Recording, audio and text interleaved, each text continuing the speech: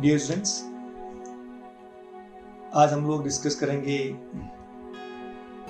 NEET UG 2019 का paper. Remember that this NEET exam will be the most crucial part of your life. Those who are aspiring to become a medical practitioner, जिनको doctor बनना है, उनके लिए NEET compulsory exam है. And उसमें भी the physics का जो पार्ट है, it is the most important. So मैंने कोशिश की है कि ईच एंड एवरी क्वेश्चन मैं आपको अच्छे से एक्सप्लेन करूं. मैं पूरी कोशिश करूंगा कि किसी भी सम के अंदर जो फाइनल आंसर है, जो करेक्ट आंसर है, वही करेक्ट है और दूसरा करेक्ट क्यों नहीं है. जहाँ पे रीजनिंग है वहाँ पे मैं आपको ये भी एक्सप्लेन करूंगा कि ऑल द 4 जो है उसमें से जो 3 इनकरेक्ट है उनके भी अलग अलग क्या इंपॉर्टेंट पॉइंट है, सो दैट आपको वो तीनों ऑप्शन भी समझ में आएगा. So let's start NEET 2019 solution. Question number 46. Question ये है कि in which of the following process heat is neither absorbed nor released by a system. कौन से सिस्टम के अंदर हीट न तो एब्जॉर्ब होता है न रिलीज होता है. देन वैसे तो obviously you should know the process is adiabatic process, because a process in which heat is neither absorbed nor released is called as adiabatic process. But you should also know other 3 options.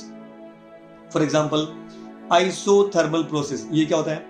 A process in which temperature remains constant is called as isothermal process. Isobaric process, a process in which pressure remains constant is called as isobaric process. Isochoric process, a process in which volume remains constant. So you should know all the 3. तो मेरा कहने मतलब ये था कि इसका जो answer है वो तो बी है, बट आपको भी इस एक सम के अंदर you should know all the 4 options, so that आपको अगर इस टाइप का कोई क्वेश्चन पूछेगा तो you should be able to answer easily. I hope you got it. वापस बोलिए. What do you mean by isothermal process? A process in which temperature remains constant. Adiabatic process, a process in which heat content remain constant. Isobaric, a process in which pressure remains constant. Isochoric, a process in which volume remains constant. Is that clear? तो इसका answer जिसके अंदर heat is neither absorbed nor released is nothing but what? Adiabatic process. I hope you got it. Next, 47. Increase in temperature of a gas filled in a container would lead to. Increase in temperature in a gas filled in a container would lead to. अभी actually इसका पूरा meaning समझो. आपके पास एक container है, इसका मतलब ये हुआ कि कंटेनर का वॉल्यूम कांस्टेंट है. Is that clear? I repeat, container का वॉल्यूम कांस्टेंट है क्योंकि कंटेनर के अंदर वो जो कंटेनर वो क्लोज्ड है और उसके अंदर गैस भरा हुआ है. केवल उसका आपको टेम्परेचर बढ़ाने का है. आई रिपीट, इसके अंदर number of molecules also will remain constant. Are you getting me? So जब आप टेम्परेचर बढ़ाएंगे ना, देन जो मॉलिक्यूल्स है they will collide more and more with themselves also with the walls of container. तो इससे क्या होगा कि उसका प्रेशर बढ़ेगा. आई रिपीट, उसका प्रेशर बढ़ेगा. ऑल्सो जो उनका वेलोसिटी है वो भी बढ़ेगा एंड देयरफॉर उनकी काइनेटिक एनर्जी भी बढ़ेगी. उनकी काइनेटिक एनर्जी भी बढ़ेगी. तो आपके पास 2 आंसर है. The pressure will increase and kinetic energy also will increase. अब फर्स्ट ऑप्शन क्या दिया है? Increase in its mass. इसका मास नहीं बढ़ सकता क्योंकि कंटेनर फिक्स है, उसके अंदर नंबर ऑफ मॉलिक्यूल्स फिक्स है, इसीलिए मास नहीं बढ़ेगा. Second, increase in kinetic energy. Yes, ये आंसर आपका. मैंने आपसे कहा था कि प्रेशर भी बढ़ेगा और काइनेटिक एनर्जी भी बढ़ेगा. तीसरा, डिक्रीज इन प्रेशर. प्रेशर कम नहीं होगा, प्रेशर बढ़ेगा, इसीलिए इसका आंसर भी रॉन्ग है. फोर्थ वाला, decrease in inter molecular distance. वो भी नहीं, क्योंकि जब when the particles will move and more than वो भी बढ़ेगा. आई hope you got it. So answer will B second, that is kinetic energy will increase. I hope you got it. पक्का. Next 48. The total energy of an electron is an atom in an atom in an orbit is minus 3.4 electron volt. तो बोलो कि उसका kinetic energy कितना रहेगा और उसका potential कितना रहेगा. आई मीन पोटेंशियल एनर्जी कितना रहेगा. आई रिपीट, टोटल एनर्जी आपको दिया है -3.4 इलेक्ट्रॉन वोल्ट. अब क्या दिया है? टोटल एनर्जी कितना? -3.4 इलेक्ट्रॉन वोल्ट. आप क्या फाइंड करेंगे? काइनेटिक. आप क्या फाइंड करेंगे? Potential energy. अब इंपॉर्टेंट थिंग याद रखिए कि total energy is always equal to potential energy. I repeat, total energy is always equal to its total energy is always equal to kinetic energy. So I repeat, sorry. So we can say अगर मान लो suppose total energy आपको कितना दिया है -3.4. So -3.4 आपको दिया total, तो kinetic energy always positive रहेगा, तो ये हो जाएगा प्लस में. I hope you got it. I repeat, the total energy is always equal to minus of kinetic energy. I hope you got it. In other words, kinetic energy is equal to minus of total energy. तो what is the total energy? -3.4 minus को multiply कर दो तो आपको मिलेगा kinetic energy 3.4. दूसरी बात, potential energy is equal to twice of kinetic energy, और वो भी माइनस के अंदर. I repeat, potential energy is equal to 2 times minus kinetic energy. मतलब एक तो उसको साइन माइनस कर दो और काइनेटिक एनर्जी का डबल कर दो तो आपको मिलेगा potential. I hope you got it. In other words, the potential energy is equal to twice the total energy. I repeat, potential energy, ये आपको फॉर्मूला याद रखना, बहुत very very important. First thing, total energy is equal to minus kinetic energy. Is that clear? Total energy is equal to half of potential energy. Is that clear? इसका मतलब potential energy equal to twice the total energy, and therefore ये इसका potential होगा twice. So answer will B -6.8. So your answer will B 3. This kinetic will be 3.4 electron volt and potential will be -6.8 electron volt. I hope you got it. So remember, ये आपको formula याद रखना है. Kinetic energy is equal to minus total energy and potential energy equal to twice the total energy. I hope you got it. पक्का? See the next. Now please look at this diagram. Question क्या दिया है कि यहाँ पे आपने एक 6 volt का बैटरी अप्लाई किया है, मतलब सोर्स से 6 वोल्ट है, यहाँ पे रेजिस्टेंस है, यहाँ पे एक एलईडी बल्ब है और यहाँ पे रेजिस्टेंस है, और ये 2 स्विच है. ये 0 मतलब यहाँ स्विच अगर ऊपर है तो ओपन है, और जैसे वो नीचे आएगा क्लोज हो जाएगा. यहाँ पे ऊपर मतलब 0, ओपन मतलब 0 और क्लोज मतलब 1. मतलब अगर ये ऐसा रहेगा मतलब क्या, भैया ओपन है, और जैसे इसको आप ऐसा करेंगे इट विल क्लोज, एंड जब क्लोज करेंगे तो करंट स्टार्ट्स फ्लोइंग. रिमेंबर, अब इसके अंदर कैसा हुआ, पहले ट्राई टू अंडरस्टैंड. अगर ये भी बंद है, ये भी बंद है, तब जाके इसमें से करंट फ्लो करेगा. Is it clear? अदरवाइज जब इसमें से करंट फ्लो नहीं करेगा तो पूरा एलईडी बल्ब में से करंट फ्लो करेगा. एलईडी बल्ब में से जब करंट फ्लो करेगा तो वो ग्लो करेगा. Is that clear? तो क्वेश्चन क्या दिया है? The correct Boolean operation represented by the circuit drawn is. आपको ये इन्फॉर्म करना है कि इसका कौन सा बूलियन अलजेब्रा है, मतलब ये कौन कौन सा जो ये सर्किट है वो किसका है. तो for example, try to understand this one. मैंने आपसे क्या बोला कि ये कब जलेगा? जब करंट इसमें से फ्लो करेगा. अच्छा, इसमें अगर करंट फ्लो करेगा तो इसका रेजिस्टेंस ऑलमोस्ट 0 है. अगर सपोज अगर दोनों क्लोज रहते हैं, आई रिपीट, जब दोनों क्लोज रहेंगे ना तो ये डायरेक्ट करंट हो जाएगा. इसका मतलब क्या हुआ, इसका रेजिस्टेंस बहुत कम है. तो अगर आपके पास में 2 ऑप्शन है कि करंट अगर ये बंद है, दोनों 1-1 पर है, तो यहाँ से भी करंट फ्लो करेगा, यहाँ से करंट फ्लो करेगा. बट प्लीज रिमेंबर, यहाँ से करंट फ्लो कम करेगा, यहाँ से मैक्सिमम करंट फ्लो करेगा. क्यों? क्योंकि इसका रेजिस्टेंस बहुत हाई है एलईडी बल्ब का, यहाँ रेजिस्टेंस बहुत कम है. तो अगर ये दोनों क्लोज हुआ तो पूरा का पूरा करंट यहाँ से फ्लो करेगा और एलईडी ग्लो नहीं करेगा. जबकि एलईडी ग्लो कब करेगा? आइदर ये ओपन रहेगा या ये ओपन रहेगा या दोनों ओपन रहेगा, तो करंट इसमें से फ्लो करेगा. आई होप यू गॉट इट. अगर ये ओपन है तो इसका मतलब करंट इसमें फ्लो नहीं करेगा, तो इसमें से करेगा। अगर ये ओपन है तो करंट इसमें से फ्लो नहीं करेगा, ये करेगा। और जब दोनों ही ओपन है मतलब ऑब्वियसली करंट फ्लो नहीं करेगा। Is that clear? तो सबसे पहले अभी पहले ये देखो 0, अगर आपने ये ओपन रखा तो ये 0 और इसको भी ओपन रखा तो 0 0 मतलब क्या हुआ, इसमें करंट फ्लो नहीं करेगा, तो करंट कहां से फ्लो करेगा, एलडी में से, तो LD will glow, so your output is 1। अब इसके बाद में अगर आपने इसको क्लोज कर दिया, अच्छा पहले ए वाला ये जो ए पार्ट है मान लो इसको आप नाम दे दो ए और इसको आप नाम दे दो बी। सपोज ए को आपने ओपन रखा लेकिन इसको आपने क्लोज किया तो भी ये सर्किट कंप्लीट नहीं हो रहा ना, ये ओपन है इसलिए, तो इसका मतलब इसमें करंट फ्लो करेगा, तो आंसर आउटपुट आपको 1 मिलेगा।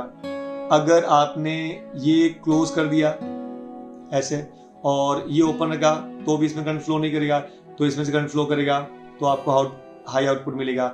और जब दोनों ही क्लोज कर दिया तो ऑब्वियसली पूरा करंट इसमें से फ्लो करेगा क्योंकि इसका रेजिस्टेंस कम है एंड ये वाला ग्लो नहीं करेगा, तो इट इज 0। तो मुझे बताइए 0 0 एंड में क्या होता है, देखो ये एग्जैक्टली एंड का उल्टा है। एंड में क्या होता है 0 0 0 0 1 0 1 0 0 1 1 1, तो एग्जैक्टली उसका उल्टा है, तो ये होगा आपका नैंड का, बिकॉज 0 0 एंड में होता है 0, नैंड में होता है 1। I hope you got it. तो ये नैंड गेट का प्रॉपर्टी है and therefore we can say the correct Boolean operation represented by the NAND gate. I hope you got it. इसलिए आपको एक्सप्लेन इसलिए किया कि यू शुड नो। अच्छा ये इसमें एक बार वापस देखो, अगर ये और गेट होता तो क्या होता, 0 0 0 0 1 1 1 0 1 1 1 1, ये और गेट का, तो you should know different gates. I hope you got it, पक्का। नेक्स्ट मतलब एक्चुअली ये जो डायग्राम ऐसा देख के डर नहीं करनी, एकदम सिंपल टाइप टू सी कि एक्चुअली ये 1 जुलाई का मतलब ये स्विच है, तो ये ग्लो कब करेगा, तो देख लेना कि आप ट्रूथ टेबल बना के we can find exactly glow करेगा कि नहीं करेगा, आउटपुट मिलेगा कि नहीं मिलेगा। अब next part, a block of mass 10 kilogram is in contact against the inner wall of a hollow cylindrical drum of radius 1 meter. The coefficient of friction between the block and the inner wall of the cylinder is 0.1. The minimum angular velocity needed for the cylinder to keep the block stationary when the cylinder is vertical. To keep the block stationary when the cylinder is vertical and rotating about its axis. देखो ये एक block है, ये वाला block है, ये block जैसे पिछले दीवार है मैं ऐसे चिपकाता हूँ, और आप देखा वो मौत का कुआं, मौत के कुएं में एक्चुअली क्या होता है, देखो एक आदमी अपना बाइक चलाता है और वो बाइक अगर सपोज उसने स्लोली किया तो वो नीचे गिर जाएगा, तो क्या करता है कि वो बाइक को एकदम हाई स्पीड देना पड़ता है। तो जब वो हाई स्पीड देगा ना तो क्या होता है कि अभी जैसे फॉर एग्जांपल वो पहले जब वो स्पीड कम रहता है वो नीचे क्यों गिरता है, क्योंकि gravitational force is more as compare to the force on the wall. Is that clear? तो आप क्या करेंगे, उसका आप स्पीड बढ़ाएंगे, तो जब आप स्पीड बढ़ाएंगे क्या होता है कि when outer force overcome the gravitational force then जो आदमी है वो चलता रहेगा। तो सपोज फॉर एग्जांपल एक आपने एक ब्लॉक लिया और ये एक ड्रम है, सिलेंडर है, आप सिलेंडर को आप जोर से घुमाएंगे तो घुमाएंगे क्या होगा कि अगर मान लो सपोज अभी फ्रिक्शन जो उसके लगेगा, अगर वो फ्रिक्शन कम पड़ गया तो नीचे गिर गया, लेकिन अगर outward force balances the frictional force तो obviously the block will rotate along with the cylinder. आपको समझ गया? सो रिमेंबर कि अगर सपोज फॉर एग्जांपल अभी कैसा है कि यू नो दैट ये अगर मान लो इसके ऊपर जो फ्रिक्शनल फोर्स है, नीचे फोर्स कौन सा गया, mg फोर्स है, तो ऊपर कौन सा फोर्स है, frictional force. Frictional force is Fs। अच्छा फ्रिक्शनल फोर्स का फॉर्मूला क्या होता है, F equal to mu into normal reaction. याद है आपको, Fs equal to mu into normal reaction. I hope you got it. So Fs equal to mu into normal reaction. अच्छा यहाँ पे normal reaction nothing but what, it's का opposite force कौन सा, mr square. I hope you got it. और we can say mr omega square, either we can say mv square upon r और we can say mr omega square, ये normal reaction के बराबर होगा। But condition क्या है कि Fs should be balanced by mg। I repeat, Fs frictional force should be balanced by mg, तब जाके ये ब्लॉक वहां पे रुकेगा। Is that clear? सबसे पहले Fs का formula Fs equal to mu into n। Is that clear? n मतलब क्या, नॉर्मल रिएक्शन। इसके ऑपोजिट में कौन सा फोर्स है, सेंट्रीपिटल फोर्स, उसका नाम क्या है? वैसे सेंट्रीफ्यूगल फोर्स है लेकिन दोनों का मैग्नीट्यूड सेम रहता है। तो सेंट्रीपिटल फोर्स का फॉर्मूला क्या है? mr⍵²। एक्चुअली mv²/r भी होता है लेकिन why we require mr⍵²? Because यहाँ पे आपको ओमेगा चाहिए। So n will be equal to mr, ये एग्जैक्टली उल्टा होता है, दोनों बैलेंस करने के लिए सेम होना चाहिए। तो ये आपका formula mr⍵²। I hope you got it. तो fs equal to mu n और n का वैल्यू क्या मिला आपको? mr⍵²। अच्छा, fs का मतलब mg। I hope you got it. तो आप इसमें क्या करो, fs मतलब mg, तो दोनों को आप इक्वेट करो। तो fs is mu n and fs equal to mg, so mg equal to mu into n. I hope you got it. अभी n मतलब mr⍵², n मतलब mr⍵², तो सब्स्टिट्यूट करो इसके अंदर। तो mg equal to mu into mr⍵², m gets cancel, ⍵² equal to g by mu r, तो omega will be taking square root, so if you take square root, omega equal to root of g by mu r। g कितना दिया है?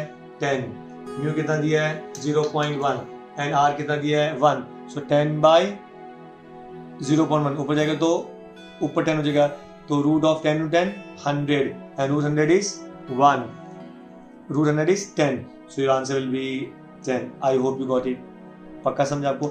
ये concept बहुत important है कि जब वो ऐसा गोल गोल घूमेगा तो frictional force will be balanced by the gravitational force, but Fs equal to mu mg और mg nothing but what? mv²/r।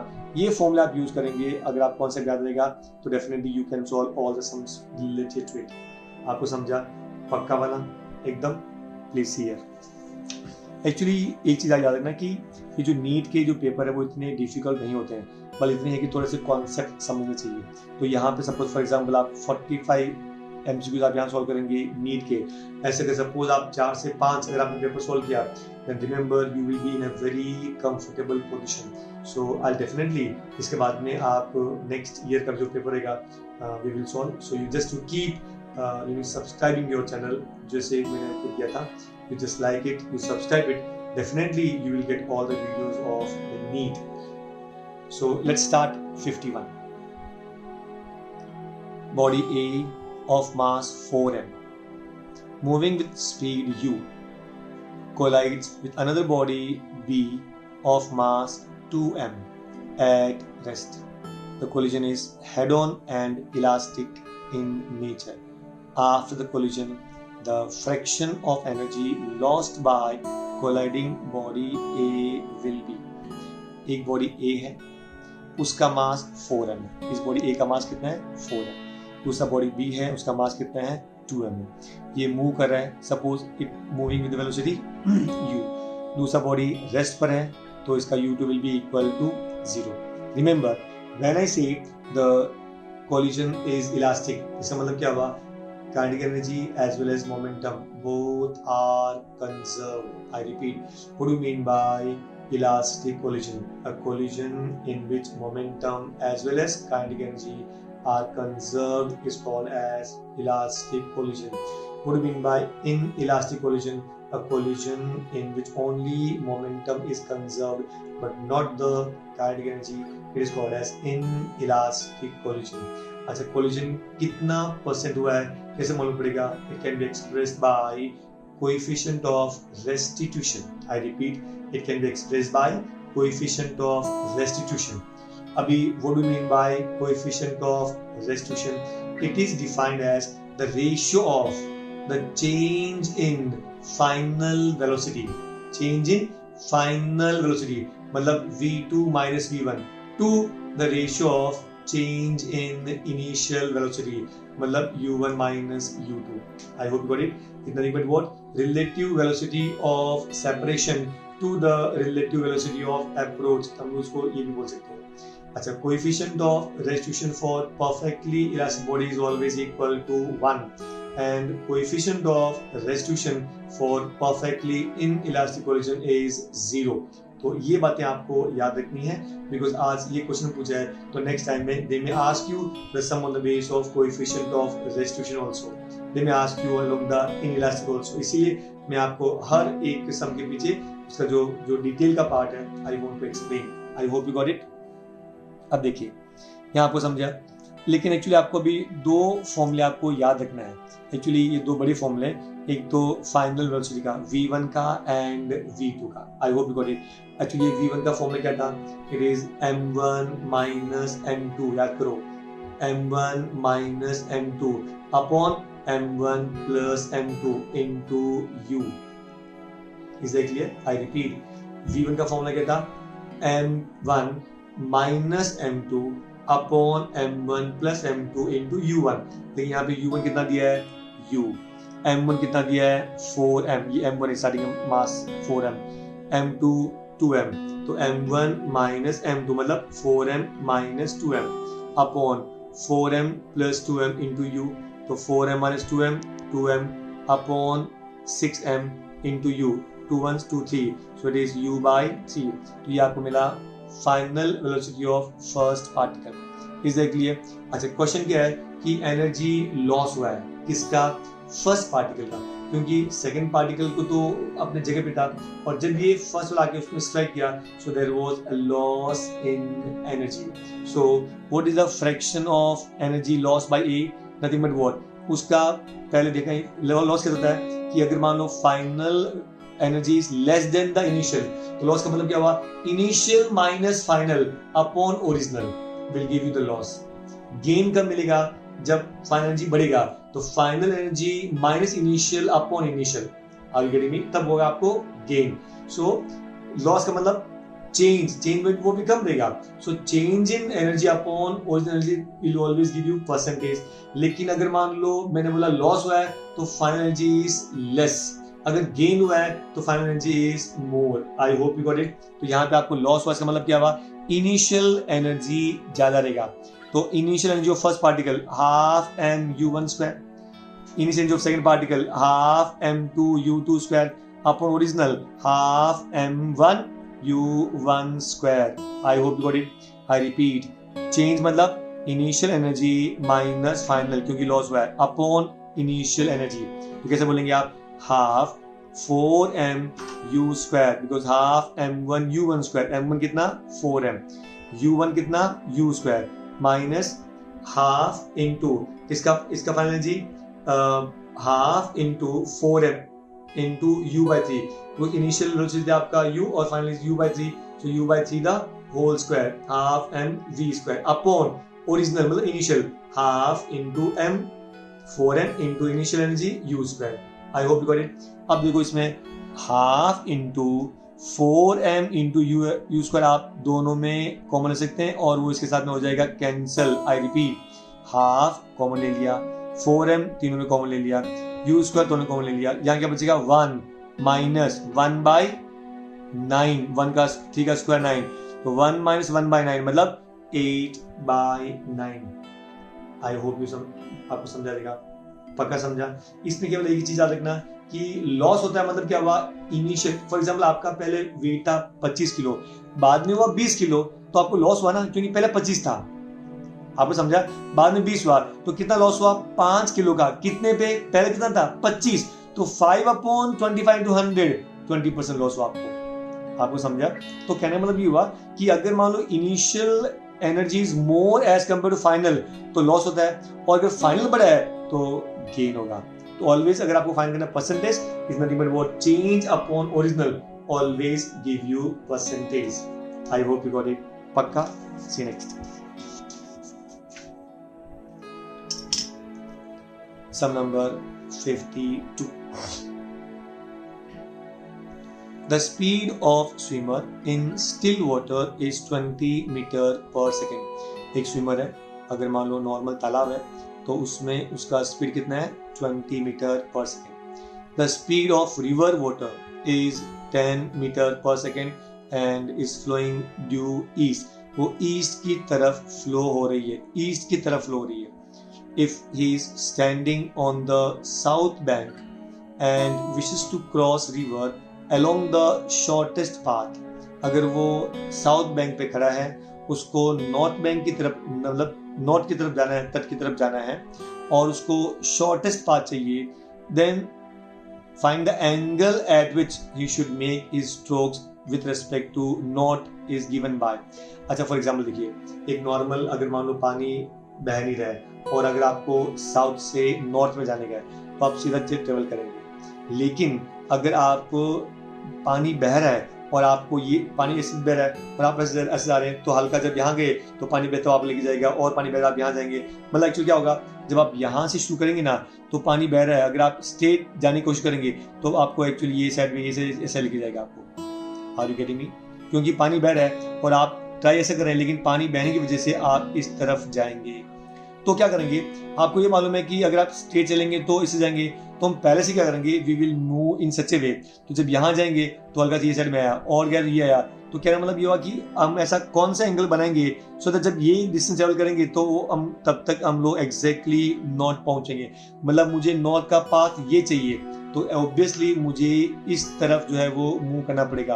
अब वो एंगल कितना है that we have to calculate. अभी सबसे पहले हमने ऑब्जर्व किया कि जो रिवर का जो स्पीड कितना है 10 metre per second. Speed of river कितना दिया है 10 मीटर पर सेकेंड और स्विमर का स्पीड कितना है 20 मीटर पर सेकेंड। मतलब स्विमर का स्पीड ज्यादा है। एग्जैक्टली है। तो कहना मतलब हुआ कि आप जब 20 ट्रेवल करेंगे इस साइड में तो वो इस तरफ कितना 10 ट्रेवल करेंगे। सपोज 1 सेकंड की बात करते हैं तो अगर आप ये साइड में 20 ट्रेवल करेंगे तो ही आप ये साइड में 10 ट्रेवल कर पाएंगे। Are you getting me? तो अब मुझे बताइए ये 20 है और ये 10 है, तो आप देखा जाए प्रैक्टिकली तो ये उसका डबल है, ये उसका डबल है। तो अगर मान लो ये इसका डबल है इस पॉइंट का, तो इसका मतलब ये जो एंगल देगा, आई एम सॉरी, ये जो एंगल देगा वो कितना होना चाहिए 30, क्योंकि 30 will be equal to what, half of hypotenuse, half of hypotenuse. अब जब आप देखो तो VS speed of swimmer, VR speed of river. अच्छा, what is sin theta? Sin theta is nothing but what? It is opposite upon hypotenuse. I hope you got it. What sin theta? Opposite upon hypotenuse. तो ये opposite हुआ, ये hypotenuse। opposite का speed कितना दिया है VR 10, VS कितना 20, तो sin theta equal to 1/2 and therefore theta will be equal to 30 degree. I hope you got it. तो ये जब 30 डिग्री देगा तो वी कैन से एग्जैक्टली जब इस तरफ ट्रेवल करेगा 30 डिग्री पे तो वो एग्जैक्टली सामने वाले बैंक पे पहुंच जाएगा, मतलब नीचे नहीं जाएगा, यानी will find the shortest distance. I hope you got it. पक्का समझा आपको? एकदम पक्का।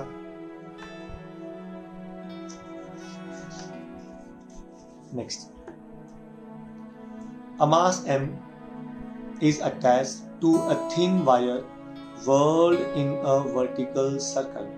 A wire M is attached to a thin wire. एक वायर है, वो एक thin wire को अटैच है and whirled in a vertical circle. वो ऐसा आप उसको ऐसा घुमाओ, मतलब ये ऐसा घूम रहा है, all getting me? In a vertical circle.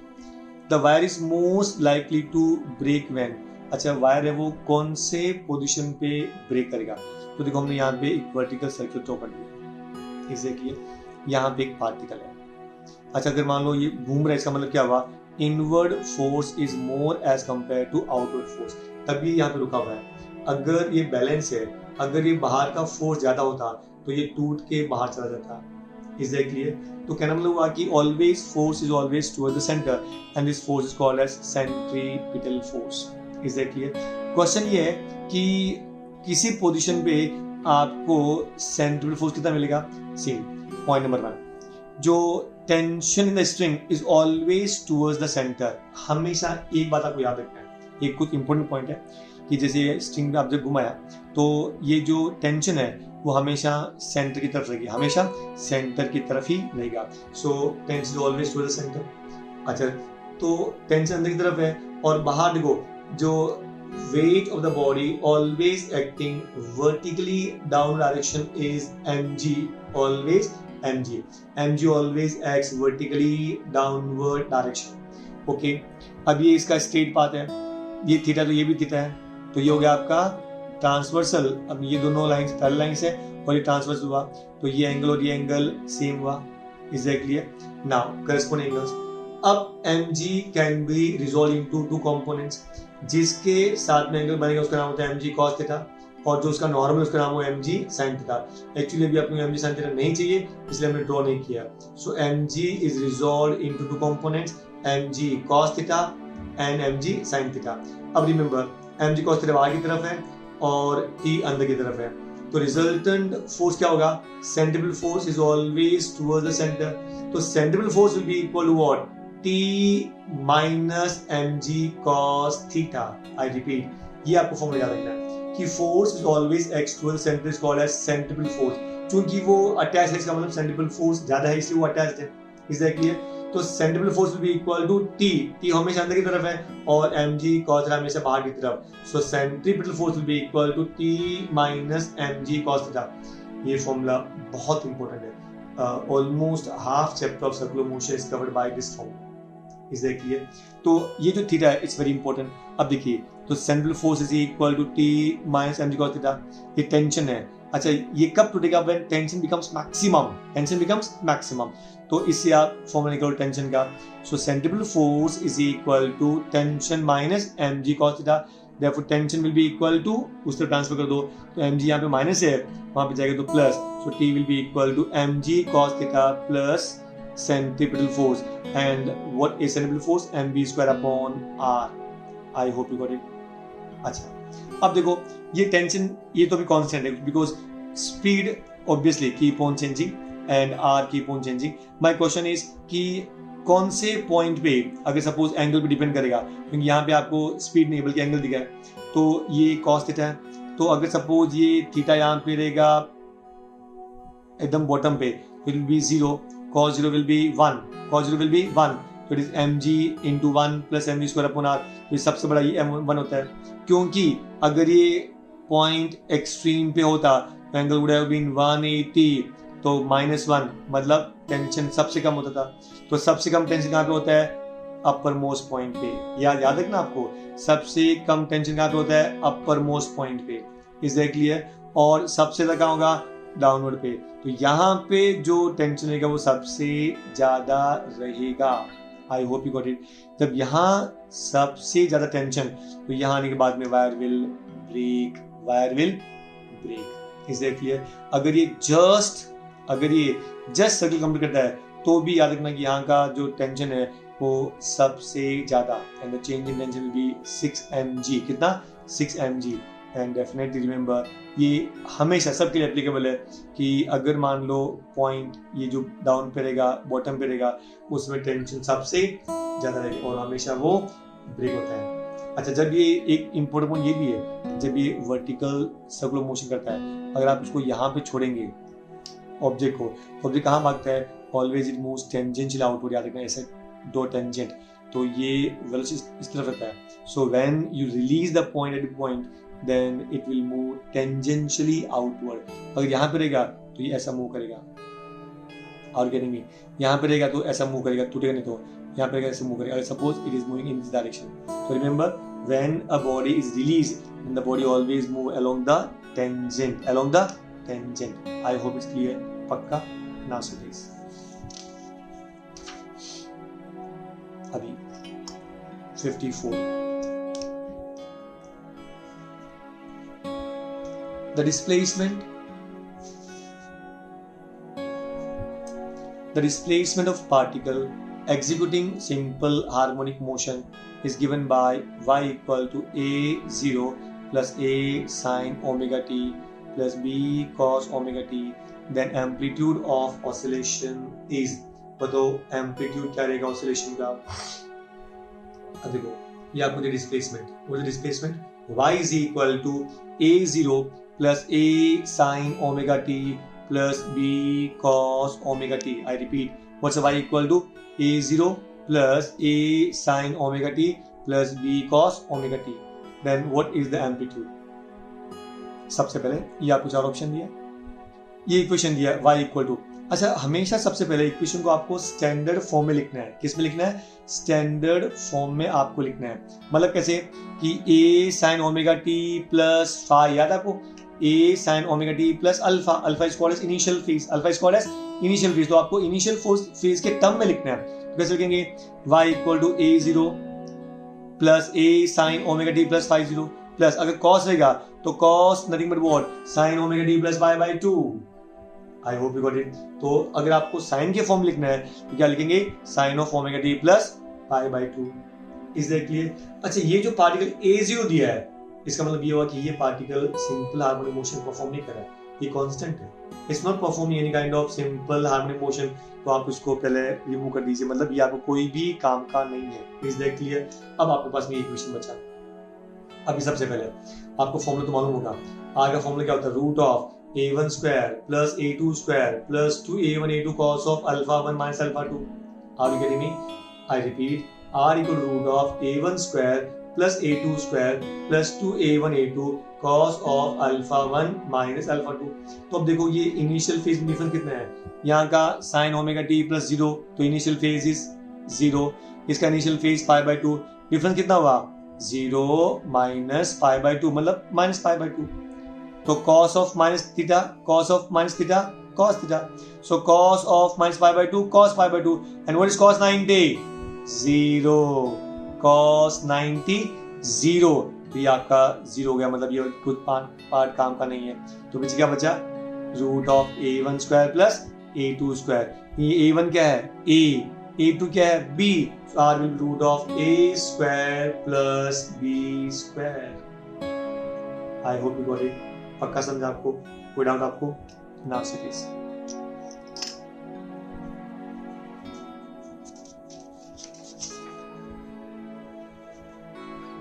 Next point, 800 turn coil, एक कॉइल है जिसका नंबर ऑफ टर्न कितना है 800. 800 turn coil of area 0.05 metre square, area कितना दिया है 0.05 metre square, is kept perpendicular to a magnetic field. कहाँ पर आपने perpendicular to a magnetic field 5 into 10 raised to minus 5 Tesla. 5 into 10 raised to minus 5 Tesla. When the plane of the coil is rotated by 90 degree, उसको आप 90 degree rotate करेंगे around any of the its coplanar axis in 0.1 second. उसको 90 degree rotate करने के लिए आपको time कितना लगा 0.1 सेकेंड. देन आपको फाइंड करना है what is the induce EMF, what is the induce EMF. I repeat, number of turns कितना दिया आपको 800, एरिया ऑफ कॉइल कितना दिया है 0.05 मीटर स्क्वायर, और अभी स्टार्टिंग में वो परपेंडिकुलर पोजीशन पे है. मैग्नेटिक फील्ड कितना दिया है 5 into 10 raised to minus 5 tesla. What is the other unit of magnetic field, weber per metre square. याद रखना है what is the other unit of magnetic field, it is Weber per meter square. When the plane of the coil is rotated by 90 degree, तो पहले कैसे था 90 पे था, बाद में और भी 90 हुआ, तो कितना हो गया 180. कितना हुआ 180. पहले it was perpendicular था, और उसके बाद में the coil is rotated by the 180 plus 90 कर दो, जब जैसे ये था उसको प्लस 90 कर दो, कितना हो गया 180. देन और उसको कितना टाइम लगा 0.1 सेकेंड. कितना टाइम लगा 0.1 सेकेंड. तो फाइंड करो what is the EMF. E equal to, ये क्या किसका फॉर्मूला है Lenz law. It is Lenz law. So you can say by Lenz law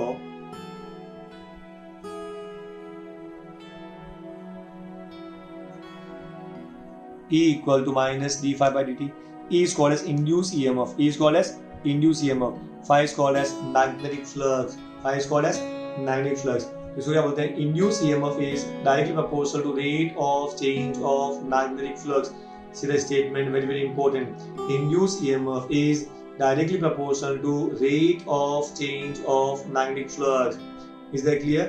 और ये minus sign show that it always acts in direction opposite to it. ये हमेशा उसको oppose करता है.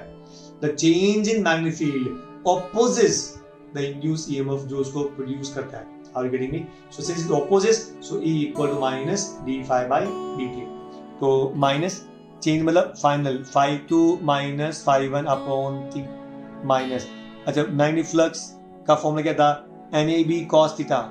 NAB cos थीटा क्या आएगा, NAB cos theta. Is that clear?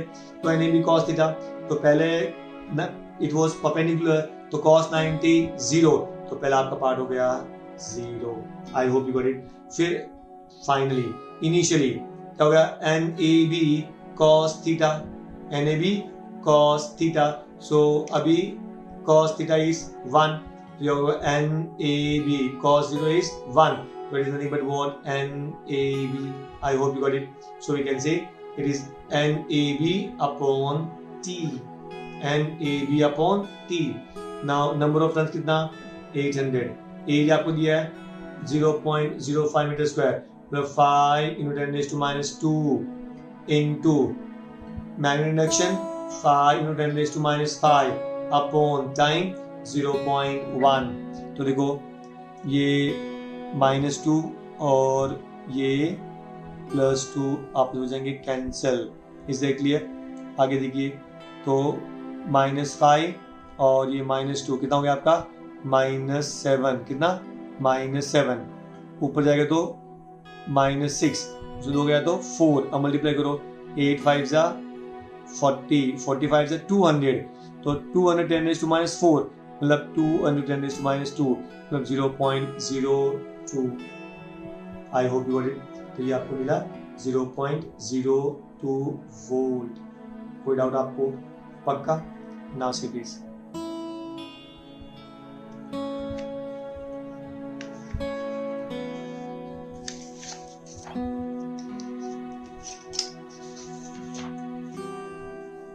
Next, average velocity of particle executing SHM in one complete vibration is, मतलब जो ये पार्टिकल एक कंप्लीट ऑसिलेशन कंप्लीट करेगा, एक ऑसिलेशन पूरा करेगा, तो उसका एवरेज वेलोसिटी क्या होगा? उसका एवरेज वेलोसिटी क्या होगा? My question is, what do you mean by velocity? Displacement upon time. When a particle complete one oscillation, what is the displacement? 0, क्योंकि पार्टिकल मीन पोजीशन पर है। ये ऊपर जाएगा, मीन पे आएगा, नीचे जाएगा, वापस मीन पे आएगा। ये कंप्लीट वन ऑसिलेशन है, कंप्लीट वन ऑसिलेशन। तो शुरू कहां से हुआ था? मीन पे। एक ऑसिलेशन के बाद में वापस कहां पे आएगा? मीन पे। तो resultant displacement is 0। So displacement is 0 and therefore displacement upon time will be 0. So average velocity will be 0. I hope you got it. But I ask one more question. What is the distance during one oscillation? Distance during one oscillation is 4a. यहाँ से ये mean position है, extreme position a, यहाँ ऊपर जाएगा a plus a plus a plus a. It is 4a. I repeat, distance traveled during one oscillation is 4a. So it is a plus a plus a plus a. It is 4a. I hope you got it. So remember, displacement during one oscillation is 0. Distance during one oscillation is 4a. What do you mean by path length? ये आपका main position है, a ऊपर है, a नीचे है. The distance between two extreme position is called as path length. Called as path length. So path length is always 2a. Path length is always 2a. ये आपको 3 point याद रखना है. I hope you got it. So we'll stop here only. See you in next sum.